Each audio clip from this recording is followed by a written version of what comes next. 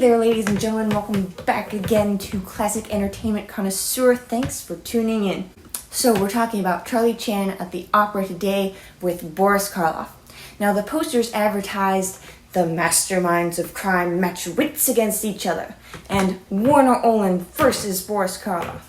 As this was made right after the huge success of Frankenstein, there are some, remarks made to it in this film, which I thought were pretty cool. And this opera is going on tonight even if Frankenstein walks in.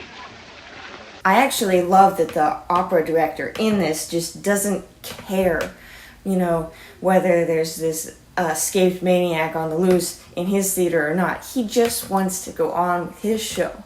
And it's hilarious that he says this. I love whenever they put in little jokes like that. Karloff naturally portrays the main suspect in the crime, an escaped maniac, in what I would actually consider one of his greatest roles. I mean, it's quite an achievement to pull off this character. In this one, I'd like to make mention of one of the side characters, a cop in this, played by William Damaris. He's a pretty funny guy.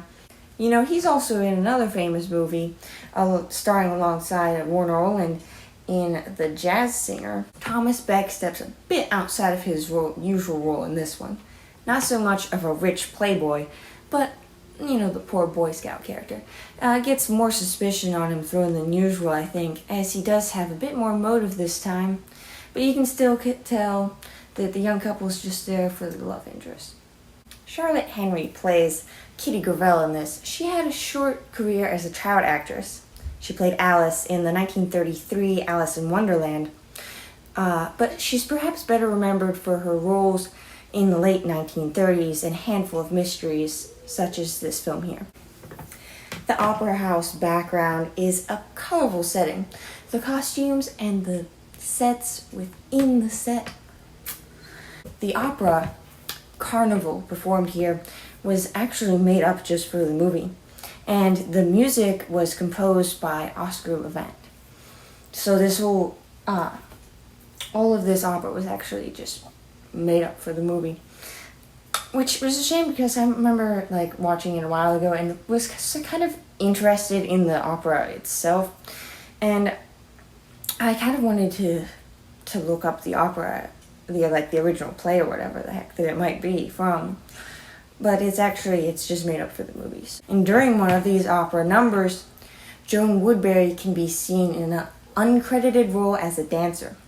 Also in another tiny uncredited role, we have Benson Fong, who would later portray number 3 son Tommy in the later Chan films. Here he can be seen as an extra actor at the opera. Light-fingered Sun Lee is really on it in this one. He's all over the place.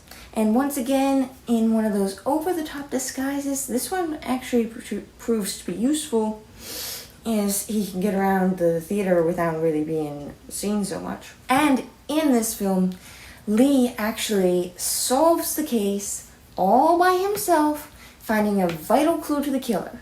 But he arrives with his conclusion a little bit too late, as his pop has already arrested the murderer without him. And Charlie gives him that signature. Case now closed. Here's a random little piece of trivia I saw while I was researching this film. It just caught my attention. And this picture right here of Peter Lorre seen visiting Karloff on the set. I thought that was pretty cool, so I wanted to share that with you. Thanks again for watching. I hope you'll tune in again for my upcoming videos. Also, be sure to subscribe so you don't miss our latest comedy sketch, which will be posted for your enjoyment right here at Broadcasting Magic very shortly.